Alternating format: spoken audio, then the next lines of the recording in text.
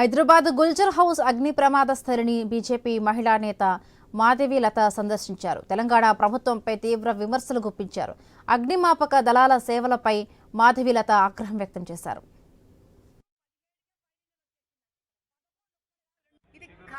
తర్వాత అగ్ని ప్రమాదం మొదలైన తర్వాత వాళ్ళు 5:30 అంటారు, 5:45 అంటారు, ఒక 6 అంటారు, పర్లే. కానీ అన్నిటికన్నా ముఖ్యమైన విషయం ఏంటంటే 6:16కి ఫోన్ వెళితే ఫైర్ ఇంజన్ ఆఫీస్ కి 6:17కే ఫైర్ ఇంజన్ వచ్చేసిందంటే ఇక్కడ 11 ఒక్కడు కాదు, 2 కాదు, 3 కాదు, 4 కాదు, 5 కాదు, 6 కాదు, 7 కాదు, 8 కాదు, 9 కాదు, 10 కాదు, 11 ఫైర్ ఇంజిన్లు వచ్చాయి.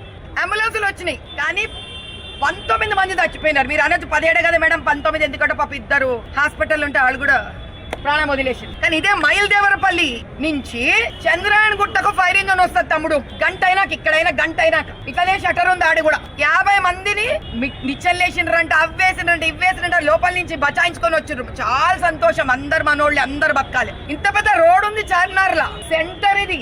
ఇడనే కాపాడలేకపోయినరా మీరు? ఎందుకు? ఒక్క నిమిషంలో వస్తేనే ఎందుకు కాపాడలేకపోయినారు?